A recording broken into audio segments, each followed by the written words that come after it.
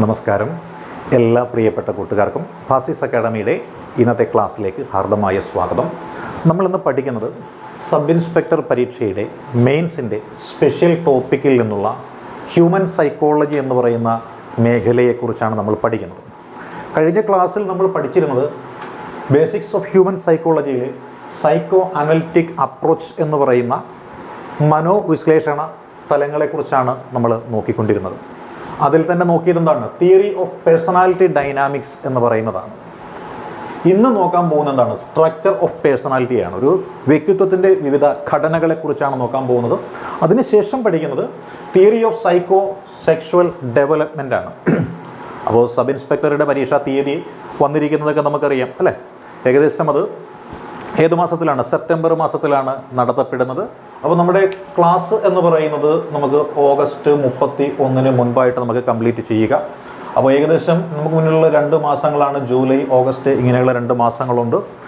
അങ്ങനെ പിന്നീടുള്ള സെപ്റ്റംബർ മാസം എന്ന് പറയുമ്പോൾ ഒരു 10-20 ദിവസങ്ങളോടും കൂടിയുണ്ട്. എന്നാൽ ഒരു 75 ദിവസങ്ങളോളം നമ്മുടെ കൈവശമുണ്ട്. ഈ ദിവസങ്ങൾ കൊണ്ട് ഈ സ്പെഷ്യൽ ടോപ്പിക്കിൽ ഉൾപ്പെടുത്തിയിട്ടുള്ള 45 മാർക്കും അതിന് പുറമെ 5 മാർക്കിൻ്റെ കറണ്ട് അഫയേഴ്സും കൂടി കംപ്ലീറ്റ് ആയിട്ട് ലൈവ് ക്ലാസ്സുകളിലൂടെ സംശയങ്ങളൊക്കെ ക്ലിയർ ചെയ്ത് കൊടുക്കുന്ന ലൈവ് ക്ലാസ്സുകളിലൂടെയും അതേപോലെ തന്നെ റെക്കോർഡഡ് ക്ലാസ്സുകളിലൂടെയൊക്കെ കവർ ചെയ്യുന്ന ടാർഗറ്റോട് കൂടിയിട്ടാണ് നമ്മൾ ഈ ഒരു കോഴ്സ് ആരംഭിച്ചിരിക്കുന്നത്. സബ് ഇൻസ്പെക്ടർ പരീക്ഷയുടെ കോഴ്സാണ് നമ്മൾ ആരംഭിച്ചിരിക്കുന്നത്. അപ്പോൾ ഈ ഒരു കോഴ്സിൽ ജോയിൻ ചെയ്യാനായിട്ട് താല്പര്യമുള്ള ആളുകളുണ്ടെങ്കിൽ, സ്പെഷ്യൽ ടോപ്പിക്കിൻ്റെ ഒരു കോഴ്സിൽ ജോയിൻ ചെയ്യാൻ താല്പര്യമുള്ള ആളുകളുണ്ടെങ്കിൽ ഈ കാണുന്ന നമ്പറിൽ നിങ്ങൾക്ക് ബന്ധപ്പെടാവുന്നതാണ്. വാട്സപ്പിലോ ടെലഗ്രാമിലോ മെസ്സേജ് അയച്ചുകൊണ്ട് കോഴ്സിൻ്റെ ഡീറ്റെയിൽസ് അന്വേഷിക്കാവുന്നതാണ്. നമ്പർ ഒരിക്കൽ കൂടി പറയാം: 9846183166 എന്ന നമ്പറിലേക്ക് ഈ സബ് ഇൻസ്പെക്ടറുടെ സ്പെഷ്യൽ ടോപ്പിക്കിൻ്റെ ക്ലാസ്സിൽ ജോയിൻ ചെയ്യാൻ താല്പര്യമുള്ള ആളുകൾക്ക് ബന്ധപ്പെടാവുന്നതാണ്. അപ്പോൾ നമ്മൾ വീണ്ടും പാഠഭാഗത്തേക്ക് വരികയാണ്. നമ്മൾ നോക്കുന്നത് ഹ്യൂമൻ സൈക്കോളജിയിലെ സൈക്കോ അനലിറ്റിക് അപ്രോച്ച് എന്ന് പറയുന്ന മനോവിശ്ലേഷണ സിദ്ധാന്തത്തിൽ സിഗ്മണ്ട് ഫ്രോയിഡ് അവതരിപ്പിച്ച സൈക്കോ അനലിറ്റിക് അപ്രോച്ചിൽ, കാൾ യുങ്ങിനെ പോലെയുള്ള ആളുകൾ അവതരിപ്പിച്ച സൈക്കോ അനലിറ്റിക് അപ്രോച്ചിൽ ഇന്ന് സ്ട്രക്ചർ ഓഫ് പേഴ്സണാലിറ്റി എന്ന് പറയുന്ന മേഖലയാണ് നമ്മൾ നോക്കുന്നത്. അപ്പോൾ സ്ട്രക്ചർ ഓഫ് പേഴ്സണാലിറ്റി എന്ന് പറയുമ്പോൾ അതിനെ പ്രധാനമായിട്ട് സിഗ്മണ്ട് ഫ്രോയിഡ് 3 തരത്തിലാണ് വിഭജിച്ചിരിക്കുന്നത്. അതായത് നമ്മുടെ ഉള്ളിലെല്ലാം ഈ 3 തരത്തിലുള്ള വ്യക്തിത്വമുണ്ട് എന്നാണ് പറയുന്നത് അല്ലേ? മൾട്ടിപ്പിൾ പേഴ്സണാലിറ്റി ഡിസോർഡർ എന്നൊക്കെ പലരും പറഞ്ഞു കേട്ടിട്ടില്ലേ? അത് ഇത്തരത്തിലുള്ള ഈ ഒരു 3 വിഭാഗത്തിൻ്റെ ഏറ്റക്കുറച്ചിലൊക്കെ ഉണ്ടാകുമ്പോഴാണ് അങ്ങനെ ഉണ്ടാകുന്നത്. പിന്നെ നോക്കിയാൽ എന്ത് പറയാം, നമുക്ക് ഇത്തരത്തിലുള്ള നമ്മുടെ ഉള്ളിൽ തന്നെയുള്ള 3 കാര്യങ്ങളാണ്. അതെന്തൊക്കെയാണ്? അതിന് നമ്മൾ പറയുന്നത് എന്തായിരിക്കാം? സിഗ്മണ്ട് ഫ്രോയിഡാണ് ഡിഫൈൻ ചെയ്തിരിക്കുന്നത്. ഇതിനെ വിശേഷിപ്പിക്കുന്നത് ഇദ് എന്ന് വിശേഷിപ്പിക്കാറുണ്ട് അല്ലേ? നമ്മൾ നോക്കാൻ നേരത്ത് ID എന്ന് എഴുതിയിട്ടുള്ളത് നമ്മുടെ ഒരു ഐഡന്റിറ്റി തന്നെയാണത്. അതെന്താണ്? ഇദ് എന്ന് പറയുന്നതാണ് നമ്മുടെ ഒരു ഐഡന്റിറ്റി. മറ്റൊരു ഐഡന്റിറ്റി എന്താണ്? ഈഗോ എന്ന് പറയുന്നതാണ് ഒരു ഐഡന്റിറ്റി. നമ്മൾ ചില ആൾക്കാരെ കുറിച്ച് പറയാറുണ്ട്, ഈഗോ അനാവശ്യമായിട്ട് വച്ച് പുലർത്തുന്ന ആളുകൾ എന്നൊക്കെ പറയാറില്ലേ? അപ്പോൾ ഈഗോയെക്കുറിച്ചൊക്കെ നമുക്കറിയാൻ ശ്രമിക്കാം. പിന്നെയോ സൂപ്പർ ഈഗോ അല്ലെ? സൂപ്പർ ഈഗോ എന്ന് പറയുന്നതും ചില ആളുകൾക്ക് ഉണ്ട് അല്ലെ? സൂപ്പർ ഈഗോ എന്ന് പറയുന്നതും ചില ആളുകൾക്കുണ്ട്. അപ്പോൾ മനുഷ്യ മനസ്സിൻ്റെ 3 അവസ്ഥാവിശേഷങ്ങളാണ് ഇദ്, ഈഗോ, സൂപ്പർ ഈഗോ എന്നൊക്കെ നമ്മൾ വിശേഷിപ്പിക്കുന്നത്. അപ്പോൾ ഇതിനെക്കുറിച്ചും ഈഗോയെക്കുറിച്ചും സൂപ്പർ ഈഗോയെക്കുറിച്ചും ഒക്കെയാണ് നമ്മളിപ്പോൾ പഠിക്കാനായിട്ട് പോകുന്നത്. അപ്പോൾ നമ്മൾ ആദ്യം നോക്കിയാൽ എന്താണ്? ഇദ് എന്ന് പറയുന്ന അവസ്ഥാ വിശേഷത്തെക്കുറിച്ച് നമുക്കൊന്ന് മനസ്സിലാക്കാൻ ശ്രമിക്കാം അല്ലെ? സിഗ്മണ്ട് ഫ്രോയിഡാണ് ഇതെന്നും ഈഗോ എന്നും സൂപ്പർ ഈഗോ എന്ന് പറയുന്നുള്ള 3 അവസ്ഥകൾ മനുഷ്യ മനസ്സിന് ഉണ്ട് എന്ന് പറയുന്നത്. ഇതാണ് നമ്മളെ ഓരോ കാര്യങ്ങൾ ചെയ്യുവാൻ പ്രേരിപ്പിക്കുന്നത്, ചില കാര്യങ്ങൾ ചെയ്യുന്നതിൽ നിന്ന് നമ്മളെ തടഞ്ഞു നിർത്തുന്നത്. നമ്മുടെ ചുറ്റുമുള്ള ആ സമൂഹത്തെക്കുറിച്ച് ചിന്തിച്ചുകൊണ്ട്, സാൻമാർഗിക ബോധത്തെക്കുറിച്ച് ചിന്തിച്ചുകൊണ്ട് ഞാനെന്ന ഭാവമൊക്കെ നമുക്ക് ഉണ്ടാക്കുന്നത് ഈ പറയുന്ന 3 അവസ്ഥാന്തരങ്ങളാണ്. ഇതെന്നും ഈഗോ എന്നും സൂപ്പർ ഈഗോ എന്നും പറയുന്ന 3 അവസ്ഥാ വിശേഷങ്ങൾ. ഇതെവിടെയാണ്? ഒരു മനുഷ്യൻ്റെ മനസ്സിലുള്ള 3 ചിന്താധാരകളാണ് ഇത്. അപ്പോൾ അതിൽ നമുക്ക് ആദ്യത്തെ ചിന്താധാരയായ ഇദ്ദിനെ ഒന്ന് പരിചയപ്പെടാൻ ശ്രമിക്കാം അല്ലെ? ഇദ് നമ്മുടെ എല്ലാവരുടെയും ഉള്ളിൽ നമ്മൾ ചങ്ങലക്കിട്ട് പൂട്ടിയിരിക്കുന്ന ഒരു സ്വഭാവ സവിശേഷതയാണ്, അല്ലെങ്കിൽ മനസ്സിൻ്റെ ഒരു കോണിൽ നമ്മൾ ഒളിപ്പിച്ചു വെച്ചിരിക്കുന്ന ഒരു ചിന്തയാണ് ഇദ് എന്ന് പറയുന്നത്. അപ്പോൾ ഇദ് എന്താണ്? നമ്മളുടെ ജന്മവാസനകൾ പ്രകടമാക്കുന്നു അല്ലെ? ചില ആളുകൾക്ക് മോഷണം എന്ന് പറയുന്നത് ഒരു ജന്മവാസനയാണ്. ചില ആളുകൾക്ക് എന്താണ്?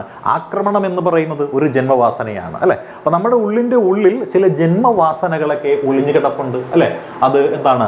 പ്രാകൃതമായിട്ടുള്ള ചില വിചാരങ്ങളും വികാരങ്ങളും ഒക്കെയാണ്. ചില ആളുകൾക്ക് അമിതമായ ലൈംഗിക താല്പര്യം ഉണ്ടാവാറുണ്ട്, ചില ആളുകൾക്ക് മറ്റുള്ളവരെ ആക്രമിക്കണമെന്നുണ്ട്, ചില ആളുകൾക്ക് മോഷണം നടത്തണമെന്നുണ്ട്, ചില ആളുകൾക്ക് മറ്റുള്ളവരെ ഉപദ്രവിക്കണമെന്നൊക്കെയുള്ള ചിന്തയുണ്ട്. ഇതെല്ലാം എന്താണ്? മോശപ്പെട്ട പ്രവണതയാണെന്ന് അറിയാം. പക്ഷേ മോശപ്പെട്ട പ്രവണതയാണ് എന്ന് അറിഞ്ഞാലും അത് തന്നെ ചെയ്യുവാനായിട്ട് നമ്മുടെ മനസ്സ് നമ്മളെ പ്രേരിപ്പിക്കുന്നു എന്നുണ്ടെങ്കിൽ നമ്മുടെ മനസ്സിൽ കുടികൊള്ളുന്ന അതിശക്തമായ വികാരം എന്ന് പറയുന്നത് ഇന്ദ് എന്ന് പറയുന്നതാണ്. അതുകൊണ്ടാണ് പറയുന്നത് ജന്മവാസന, പ്രാകൃതമായിട്ടുള്ള വിചാരവികാരങ്ങൾ, ഇവയ്ക്ക് അടിമപ്പെട്ട് പ്രവർത്തിക്കുന്നവരെയെല്ലാം ഭരിക്കുന്നതാരാണ്?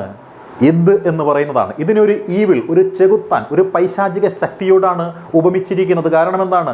നന്മ തിന്മകളെ വേർതിരിച്ച് അറിയുന്നില്ല, വകതിരിവ് എന്ന് പറയുന്നത് ലെവലേഷൻ ഇല്ല, സാൻമാർഗിക ബോധം എന്ന് പറയുന്നത് ഇല്ല. അതായത് സാമൂഹിക വിരുദ്ധ പ്രവർത്തനങ്ങളിൽ ഏർപ്പെടുന്ന ആളുകൾ, ഒരു രാജ്യത്തിൻ്റെ ആ യശസ്സിന് കോട്ടം തട്ടുന്ന തരത്തിൽ കൊള്ളയും കൊള്ളിവയ്പും ഒക്കെ നടത്തുന്നതിന് തുനിഞ്ഞിറങ്ങുന്ന ആളുകൾ, ഇവരുടെ ഉള്ളിലെല്ലാം ഉള്ളതാണ് നന്മയില്ലാത്ത പ്രകൃതമാണ്. അപ്പം നന്മയില്ലാത്ത പ്രകൃതം, മൊറാലിറ്റി ഇല്ലാത്ത പ്രകൃതം, റിയാലിറ്റിയിൽ വിശ്വസിക്കാത്ത, യാഥാർത്ഥ്യ ബോധത്തിൽ വിശ്വസിക്കാതെ ഭ്രമാത്മകമായ ചിന്തകളിൽ വിശ്വസിച്ചുകൊണ്ട് ഭ്രാന്തമായ പ്രവൃത്തികൾ ചെയ്യപ്പെടുന്ന എല്ലാവരിലും ഉള്ളത് എന്താണ്? ഇന്ദ് എന്ന് പറയുന്ന ഒരു ജന്മവാസനയാണ്. അപ്പോൾ ഇതിൻ്റെ പ്രത്യേകത നമ്മൾ പറഞ്ഞു കഴിഞ്ഞു. എന്താണ്? ഇതിന് യാഥാർത്ഥ്യ ബോധം എന്ന് പറയണതില്ല, അല്ലേ? യാഥാർത്ഥ്യ ബോധമില്ലാത്തടത്തോളം എന്തായിരിക്കും? ഭ്രമാത്മകമായ ഒരു ലോകത്തിലായിരിക്കും ഇത്തരത്തിലുള്ള ആളുകൾ. പിന്നെയോ അസാൻമാർഗിക പ്രവൃത്തി, അതായത് സന്മാർഗത്തിലൂടെയുള്ള പ്രവൃത്തികളാണ് സമൂഹം അംഗീകരിക്കുന്നതെന്ന് നമുക്ക് എല്ലാവർക്കും അറിയാം. പക്ഷേ ഇത്തരം ആളുകൾ അസാൻമാർഗിക പ്രവൃത്തികളിലൂടെയായിരിക്കും അവർ എന്ത് ചെയ്യുക? സമൂഹത്തിൽ ആയി 4 പേര് അറിയുന്ന നിലയിൽ എത്തിച്ചേരുക. എന്ന് വെച്ചാൽ കുപ്രസിദ്ധി നേടുന്ന ആൾക്കാർ കൂടുതലും ഇന്ദ് എന്ന് പറയുന്നത് ആയിരിക്കും, അല്ലേ? ഇതെന്തായിരിക്കാം?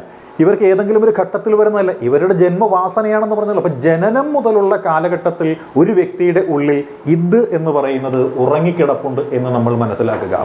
അപ്പോൾ ഈ ഇന്ദ് എന്ന് പറയുന്നത് സമൂഹം അംഗീകരിക്കാത്തതാണെങ്കിലും, സാൻമാർഗികതയോ ധാർമ്മികതയോ ലെവലേശം ഇല്ലാത്തത് ആണെങ്കിലും, സമൂഹത്തിന് ദോഷം വരുത്തുന്നത് ആണ് എന്ന് അറിഞ്ഞുകൊണ്ടും ഇത് ഒരാൾ ചെയ്യുന്നുവെങ്കിൽ അയാൾ ഏറ്റവും കൂടുതൽ ഇഷ്ടപ്പെടുന്നത് ആരെ തന്നെയാണ്?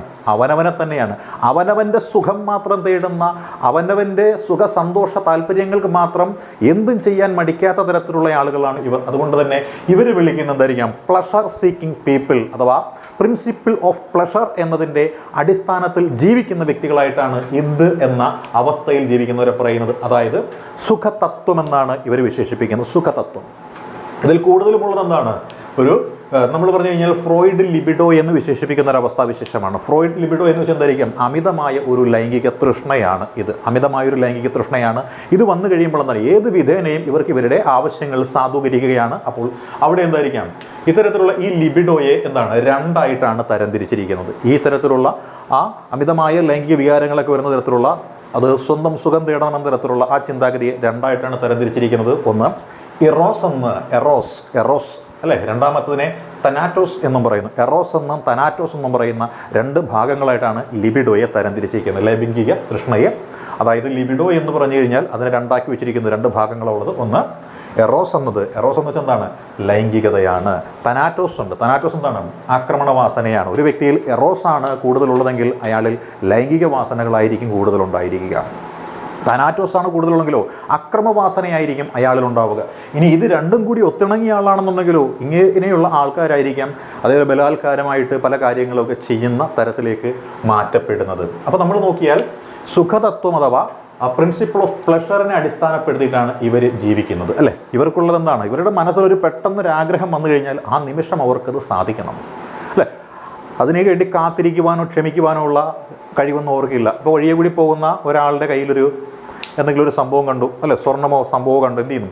ഓടിച്ചെന്ന് എങ്ങനെയെങ്കിലും ഇത് പൊട്ടിച്ചെടുത്തു പോകുക. ആ സമയത്തെ കാര്യം അവർക്ക് തോന്നിയോ അവരത് ചെയ്തിരിക്കും. അതായത് മുൻപിൻ നോട്ടമില്ലാതെ, വീണ്ടും വിചാരമില്ലാതെയുള്ള പ്രവർത്തനങ്ങൾ നടത്തുന്ന ആളുകളാണ് ഇന്ദ് എന്ന് പറയുന്ന വികാരത്തിൽ ഉള്ളത്. ഇപ്പോൾ നമ്മൾ സാധാരണ നമുക്ക് മനസ്സിലാകുന്ന ഭാഷയില്ല, വിശപ്പ് നമുക്കുണ്ടായി, നമ്മൾ എന്ത് ചെയ്യും? നമ്മൾ മറ്റൊരാളോട് ചോദിക്കാൻ മടിയായതുകൊണ്ട്, നമ്മുടെ കയ്യിൽ കാശില്ലാത്തത് കൊണ്ട് നമ്മൾ എന്ത് ചെയ്യുന്നു? വേണമെങ്കിൽ ആ ദിവസം പട്ടിണി കിടക്കാൻ തയ്യാറായിരിക്കും, അല്ലെങ്കിൽ വെള്ളം കുടിച്ച് വിശപ്പ് മാറ്റാൻ തയ്യാറായിരിക്കും. പക്ഷേ ഇവരങ്ങനെയല്ല. ഇവരെന്ത് ചെയ്യുന്നു?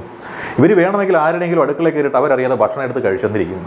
മറ്റൊരു തൻ്റെ പോക്കറ്റ് അടിച്ച് ആ കാശ് കൊണ്ടുപോയി ഭക്ഷണം മേടിച്ച് കഴിച്ചെന്നിരിക്കും. അതായത് മറ്റുള്ളവർ തന്നെക്കുറിച്ച് എന്ത് വിചാരിക്കുന്നു എന്ന് ചിന്തിക്കുന്നില്ല. എനിക്ക് എൻ്റെ കാര്യം മാത്രം നന്നായിട്ട് നടന്നാൽ മതി എന്ന ചിന്തയിൽ സ്വന്തം സുഖം മാത്രം നോക്കി നടക്കുന്ന ആൾക്കാരില്ലേ, അവരാണ് ഈ പറയുന്ന ഏതിൽ ഉൾപ്പെടുന്ന ആൾക്കാർ? ഇന്ദ് എന്ന് പറയുന്നതിൽ ഉൾപ്പെടുന്ന ആൾക്കാർ. അതായത് ഇവർക്ക് പൂർത്തീകരിക്കുക, ആഗ്രഹം പൂർത്തീകരിക്കുക എന്ത് മാത്രമേ ഇവർക്കുള്ളൂ. അതാണ് ഇവരുടെ, അതായത് ഇവരുടെ മാനസിക പ്രവർത്തനത്തിനുള്ള ഊർജ്ജം പ്രദാനം ചെയ്യുന്നു. അതായത് ഇവരുടെ ആഗ്രഹങ്ങൾ സഫലമാക്കാതെ കിടന്നു കഴിഞ്ഞാൽ ഇവർ ഡൗൺ ആയി പോകും. അതുകൊണ്ട് ഇവരുടെ ആഗ്രഹം പൂർത്തീകരിക്കാൻ വേണ്ടി ഉടനെ തന്നെ ഇവർ എന്തും ചെയ്യുന്ന ആൾക്കാർ, അതായത് എന്തും ചെയ്യാൻ മടിയില്ലാത്ത തരത്തിലുള്ള ആളുകളാണ് ഈ പറയുന്ന ഇദ് എന്ന വികാരത്തിൻ്റെ ആളുകൾ എന്ന് ഓർക്കുക. അത്രയുള്ള കാര്യം. നമ്മൾ നോക്കിയാൽ ഈഗോ എന്ന് പറയുന്നുണ്ട്. എന്താണ് ഈഗോ?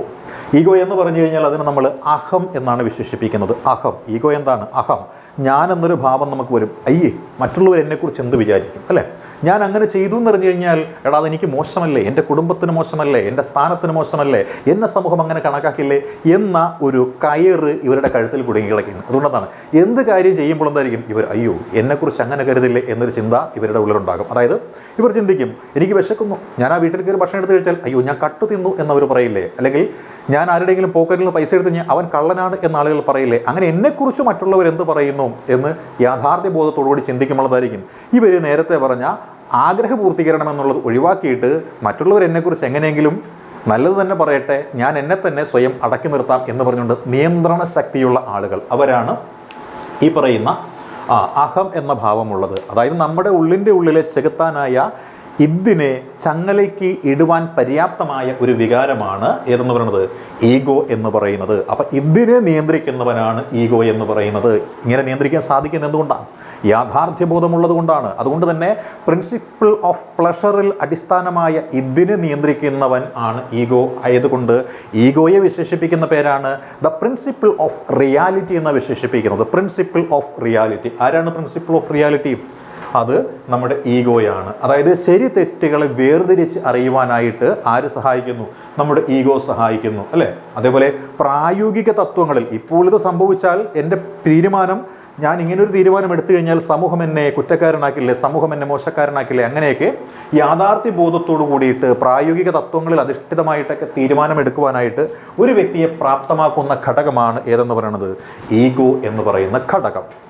പിന്നെയോ അതുകൊണ്ട് തന്നെ ഈഗോ അറിയപ്പെടുന്ന പേരുണ്ട് police force of human mind. അതായത് മനുഷ്യ മനസ്സിനെ നിയന്ത്രിക്കുന്ന പോലീസ് ഫോഴ്സ്. നമുക്ക് ക്രമസമാധാന പാലനത്തിൻ്റെ ചുമതലയാണ് പോലീസിനുള്ളത്. സമൂഹത്തിൽ അക്രമങ്ങൾ ഉണ്ടാവാതിരിക്കാനായിട്ട്, സമൂഹത്തിൽ സമാധാനം ഉണ്ടാവാനായിട്ട് പ്രതിജ്ഞാബദ്ധരായിട്ടുള്ള ആളുകളാണ് പോലീസുകാരെന്ന് പറയുന്നത്. അപ്പോൾ നമ്മളെ അസാൻമാർഗിക പ്രവർത്തനങ്ങളിൽ നിന്ന് പിൻവലിക്കുന്ന മനുഷ്യ മനസ്സിൻ്റെ പോലീസ് ഫോഴ്സ് ആര് എന്ന് ചോദിച്ചാൽ അതിൻ്റെ ഉത്തരമാണ് ഈഗോ എന്ന് പറയുന്നത്. അതുകൊണ്ട് തന്നെ എക്സിക്യൂട്ടീവ് ഓഫ് പേഴ്സണാലിറ്റി, അല്ലെ, വ്യക്തിത്വത്തിൻ്റെ പരമപ്രധാനമായ നിയന്ത്രകൻ എന്ന രീതിയിലും ആരറിയപ്പെടുന്നുണ്ട്? നമ്മുടെ ഈഗോ എന്ന് പറയുന്നത് അറിയപ്പെടുന്നു, അല്ലെ, വ്യക്തിത്വത്തിൻ്റെ പാലകൻ എന്ന പേരിൽ അറിയപ്പെടുന്നുണ്ട്. ഇനിയോ ഈ ഇതിനെയും ഇതിൻ്റെ നേരെ ഓപ്പോസിറ്റ് ആയിട്ടുള്ള സാധനമുണ്ട്, സൂപ്പർ ഈഗോയാണ്. നമ്മളിനി അതാണ് പഠിക്കാൻ പോകുന്നത്. അപ്പം ഇത് എന്ന് പറയുന്ന ഏറ്റവും മോശപ്പെട്ട വിചാരത്തെയും ചെകുത്താൻ എന്ന് പറയുന്ന വിചാരത്തെയും, അതേപോലെ കൂടുതൽ നല്ലവനാവുക എന്ന് പറയുന്ന ഒരവസ്ഥയാണ്, അല്ലെ, ഇത് മോശക്കാരനാണ് ഇതെന്ന് പറയുന്നത്. അങ്ങനെയാണെങ്കിൽ മാക്സിമം നല്ലവനാകുന്ന ഒരവസ്ഥയാണ്, അതായത് മാലാഖയെ പോലെയാവുക എന്ന് പറഞ്ഞൊരവസ്ഥയുണ്ട്. അപ്പോൾ ആ മാലാഖയുടെയും ചെകുത്താൻ്റെയും നടുവിൽ മനുഷ്യനായിട്ട് നിൽക്കുവാൻ ഒരുവിനെ പ്രേരണ നൽകുന്ന വികാരമാണ് ഏത്? ഈഗോ, അല്ലേ? അപ്പം ഇതിനെയും സൂപ്പർ ഈഗോയെയും തമ്മിൽ വേർതിരിച്ചുകൊണ്ട് ഒരു സന്തുലിതാവസ്ഥ, അതായത് റിയാലിറ്റി എന്ന് പറയുന്ന യാഥാർത്ഥ്യബോധം, പ്രിൻസിപ്പിൾ ഓഫ് റിയാലിറ്റി എന്ന് പറയുന്ന യാഥാർത്ഥ്യബോധം സൃഷ്ടിക്കുന്നവനാണ് ഈഗോ എന്ന് പറയുന്നത്, അല്ലേ?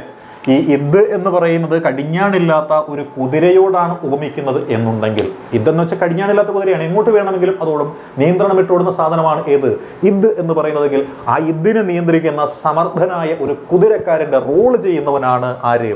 ഈഗോ എന്ന് പറയുന്നത്. അപ്പോൾ ഈഗോയെ കുതിരക്കാരനെന്ന് വിശേഷിപ്പിക്കുന്നു, ഇതിനെ കടിഞ്ഞാണില്ലാത്ത കുതിരയെന്ന് നമ്മൾ വിശേഷിപ്പിക്കുന്നു. അപ്പോൾ ഇനി നമ്മൾ നോക്കിയാൽ സൂപ്പർ ഈഗോ എന്താണ് എന്ന് നമുക്ക് നോക്കാം. അല്ല, സൂപ്പർ ഈഗോ എന്താണ്? സൂപ്പർ ഈഗോ, അല്ല, സൂപ്പർ ഈഗോ നമ്മുടെ ഉള്ളിലൊക്കെ സൂപ്പർ ഈഗോയൊക്കെ ഉണ്ടായിക്കഴിഞ്ഞാൽ മൊറാലിറ്റിയിൽ അധിഷ്ഠിതമായിട്ടുള്ളതാണ്. മൊറാലിറ്റി, അതായത് സാൻമാർഗിക പാതയിൽ മാത്രം അധിഷ്ഠിതമായിട്ട് ജീവിക്കൂ എന്ന് ചിന്തിക്കുന്ന ആളുകളാണ് ഇതിൽ ഉൾപ്പെടുന്നത്, അല്ലേ? ഈഗോ എന്നത് നമുക്കറിയാം, അതിൻ്റെ മാക്സിമം എത്തിക്കഴിയുമ്പോഴാണ് സൂപ്പർ ഈഗോ എന്ന് പറയുന്നതിലേക്ക് നമ്മൾ എത്തിച്ചേരുന്നത്. അപ്പോൾ ഈഗോയുടെ പരിണിത രൂപമാണ് സൂപ്പർ ഈഗോ എന്ന് പറയുന്നത്. അപ്പോൾ സാമൂഹിക യാഥാർത്ഥ്യത്തിൽ നിന്നുമാണിതുള്ളത്. അതായത് എന്നെക്കുറിച്ച് ഒരാൾ ഒരു മോശവും പറയാൻ ഇടവരുത്തരുത്, ഞാനെന്ന് പറയുന്ന വ്യക്തി എന്ന് പറയുന്നത് എപ്പോഴും ഉയർന്ന തലത്തിൽ തന്നെ നിലകൊള്ളണം, അതുകൊണ്ട് എൻ്റെ ഭാഗത്തുനിന്ന് യാതൊരു തരത്തിലുള്ള മോശപ്പെട്ട പ്രവൃത്തിയും ഉണ്ടാകുവാൻ പാടില്ല എന്ന് ചിന്തിക്കുന്ന ഒരു വിഭാഗമാണ് ഈ സൂപ്പർ ഈഗോ എന്ന് പറയുന്നത്. അതായത് ഇതിന് വിപരീതമായിട്ട് പ്രവർത്തിക്കുന്നത്. ഇതിനെ വിശക്കാണ്, അവനെന്ത് ചെയ്യുന്നു? നേരെ മുന്നോട്ട് പോകുന്നിടത്തൊരു കടയിലെ ഭരണിയിൽ എന്തെങ്കിലും ബ്രെഡ് ഇരിക്കണം, നേരെ ആ ബ്രെഡ് എന്ന് പറയുന്നത് ഭരണി തുറന്ന് അവൻ എടുക്കും. തടയാൻ ശ്രമിക്കുന്ന കടക്കാരൻ്റെ 2 അടിയും കൊടുക്കും. അവൻ്റെ കാര്യം മാത്രം നോക്കിയാൽ മതി അല്ലേ. അപ്പോൾ സൂപ്പർ ഈഗോ ആണെങ്കിൽ എന്ത് ചെയ്യുന്നു? സൂപ്പർ ഈഗോയുള്ള ആളാണെന്നുണ്ടെങ്കിൽ കടയുടെ വാതിക്കൽ ചെല്ലും. എന്നിട്ട് എന്ത് ചെയ്യുന്നു?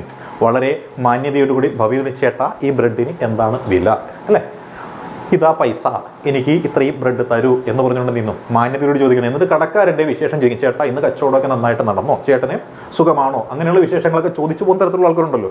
ഇവരാണ് ഈ സൂപ്പർ ഈഗോയുള്ള ആളുകൾ എന്ന് പറയുന്ന ആളുകൾ. അതായത് സാമൂഹിക യാഥാർത്ഥ്യത്തിൽ നിന്നുമാണ് ഇത് ഉൾക്കൊള്ളുന്നത്. ഇതിന് വിപരീതമായിട്ടാണ് പ്രവർത്തിക്കുന്നത്. സാമൂഹിക നന്മ മാത്രമാണ് ഇവരുടെ ലക്ഷ്യം. സാമൂഹിക നന്മ മാത്രം ലക്ഷ്യം. ഗാന്ധിജിയൊക്കെ അത്തരത്തിലുള്ള ആളായിട്ട് വേണേൽ പറയാൻ പറ്റില്ല. സാമൂഹിക നന്മ മാത്രം ലക്ഷ്യം വെച്ച് പ്രവർത്തിക്കുന്ന ആളായിരുന്നു അല്ലേ. ബുദ്ധൻ, ശ്രീബുദ്ധനെ നമുക്ക് അങ്ങനെ പറയാൻ പറ്റും അല്ലേ. പെർഫെക്ഷന് വേണ്ടി പ്രവർത്തിക്കുന്ന ആൾക്കാരാണ് ഇവർ എന്ന് നമുക്ക് പറയാനായിട്ട് സാധിക്കും അല്ലേ. ശരിയും തെറ്റും വേർതിരിച്ചറിഞ്ഞ് അത് നിയന്ത്രിക്കാൻ നോക്കും. ഈഗോയെ പോലെ തന്നെ അതിനേക്കാൾ കുറച്ചുകൂടി കൂടിയ തലത്തിൽ ശരിയും തെറ്റുകളും എല്ലാം നിയന്ത്രിക്കാനായിട്ട് ആരും നോക്കും? ഈ പറയുന്ന സൂപ്പർ ഈഗോ നോക്കും അല്ലെ. സാൻമാർഗികമായിട്ടും സാംസ്കാരികമായിട്ടുമുള്ള പ്രവർത്തനങ്ങളിൽ ഏർപ്പെടുവാനുള്ള പ്രേരണയും നൽകും ഇത്. പിന്നെയോ സാൻമാർഗിക തത്വം അനുസരിച്ചാണ് ആര് പ്രവർത്തിക്കുന്നത്? സാൻമാർഗിക തത്വം അനുസരിച്ചാണ് ആര് പ്രവർത്തിക്കുന്നത്? ഈ പറയുന്ന സൂപ്പർ ഈഗോ പ്രവർത്തിക്കുന്നത് സാൻമാർഗിക തത്വം അനുസരിച്ച് തന്നെയാണ് അല്ലേ. ഇനിയോ അതുകൊണ്ട് തന്നെ ഇതിന് വിളിക്കുന്ന പേര് പ്രിൻസിപ്പിൾ ഓഫ് മൊറാലിറ്റി എന്നറിയപ്പെടുന്നത്. അപ്പോൾ പ്രിൻസിപ്പിൾ ഓഫ് മൊറാലിറ്റി എന്നറിയപ്പെടുന്നത് ആരാണ്? സൂപ്പർ ഈഗോയാണ് പ്രിൻസിപ്പിൾ ഓഫ് മൊറാലിറ്റി എന്ന പേരിൽ അറിയപ്പെടുന്നത്. അതായത് ഇതിനെ നമ്മളൊരു ഈവിൾ അഥവാ ചെകുത്താനോടാണ് ഉപമിക്കുന്നത് എങ്കിൽ, ഈഗോയെ ഒരു മനുഷ്യനോട്, ഒരു ഹ്യൂമനോടാണ് ഉപമിക്കുന്നത് എങ്കിൽ, സൂപ്പർ ഈഗോയെ നമ്മൾ വിശേഷിപ്പിക്കുന്നത് എന്താണ്? ആരാണ്? ഏഞ്ചലായിട്ടാണ് വിശേഷിപ്പിക്കുന്നത്. ഇപ്പോൾ നമുക്ക് മനസാക്ഷിക്കുത്ത് എന്ന് പറഞ്ഞൊരു സാധനം പലർക്കും ഉണ്ടല്ലോ. ഈ മനസാക്ഷിക്കുത്ത് ആർക്കാണ് അനുഭവപ്പെടുന്നത്? അത് സൂപ്പർ ഈഗോ ഉള്ളവന് കൂടുതലായിട്ട് മനസാക്ഷിക്കുത്ത് അനുഭവപ്പെടും. ഒരു ചെറിയ തെറ്റ് ചെയ്തെന്ന് പറഞ്ഞാലും ഈഗോയുള്ളവനും എന്ത് തോന്നും? അയ്യോ ഞാൻ തെറ്റ് ചെയ്തല്ലോ, മറ്റൊരാൾക്ക് ഞാൻ മൂലം ദോഷമുണ്ടായല്ലോ എന്ന് ചിന്തിക്കും. എന്നാൽ ഇത് ചിന്തിക്കുന്നത് എന്തായിരിക്കും? എനിക്കിന്ന് ഇത്രയും നേട്ടമുണ്ടാക്കി, ഞാൻ 10 പേരെ പറ്റിച്ചിട്ടാണെങ്കിലും ആരെ കൊന്നിട്ടാണെങ്കിലും എൻ്റെ ഇന്നത്തെ കാര്യം ഞാൻ നിറവേറ്റി, ഞാൻ സന്തോഷവാനാണ് എന്ന് ചിന്തിക്കുന്നവനാണ് ഇത് എന്ന് പറയുന്നത്. അതായത് മനസാക്ഷിക്കുത്ത് ലെവലേശമില്ലാത്തവനാണ് ആര്? ഇത് എന്ന് പറയുന്നത്. അപ്പോൾ നമ്മളിപ്പോൾ നോക്കിയത് ഈ പറയുന്ന ബേസിക്സ് ഓഫ് ഹ്യൂമൻ സൈക്കോളജിയിൽ നമ്മുടെ സിഗ്മണ്ട് ഫ്രോയിഡ്, കാൾ യങ് മുതലായ മനഃശാസ്ത്രകാരന്മാർ അവതരിപ്പിച്ച സൈക്കോ അനലിറ്റിക് അപ്രോച്ച് എന്ന മനോവിശ്ലേഷണ സിദ്ധാന്തത്തിൽ സ്ട്രക്ചർ ഓഫ് പേഴ്സണാലിറ്റിയിലെ 3 ഘടകങ്ങളെയാണ് നമ്മൾ നോക്കിയത്. സബ് ഇൻസ്പെക്ടർ സ്പെഷ്യൽ ടോപ്പിക്കിൽ ഉൾപ്പെട്ടിട്ടുള്ള ഭാഗമാണ് ഇത്. കൂടുതൽ വിശദമായ ക്ലാസ്സുകൾ ലഭ്യമാകണമെന്ന് ആഗ്രഹിക്കുന്നവരുണ്ടെങ്കിൽ ബാസിസ് അക്കാഡമി നടത്തുന്ന സബ് ഇൻസ്പെക്ടർ സ്പെഷ്യൽ ടോപ്പിക്കിൻ്റെ ബാച്ചിലേക്ക് ജോയിൻ ചെയ്യാവുന്നതാണ്. ജോയിൻ ചെയ്യാനായിട്ട് ഈ കാണുന്ന നമ്പറിലേക്ക് 9846183166 എന്ന നമ്പറിലേക്ക് വാട്സപ്പിലോ ടെലഗ്രാമിലോ മെസ്സേജ് അയച്ചുകൊണ്ട് നിങ്ങൾക്ക് കൂടുതൽ വിവരങ്ങൾ അറിയാൻ സാധിക്കുന്നതാണ്. അപ്പോൾ പരീക്ഷയ്ക്ക് തയ്യാറെടുക്കുന്ന എല്ലാ പ്രിയപ്പെട്ട കൂട്ടുകാർക്കും വിജയാശംസകൾ നേർന്നുകൊണ്ട് നിർത്തുന്നു. All the best.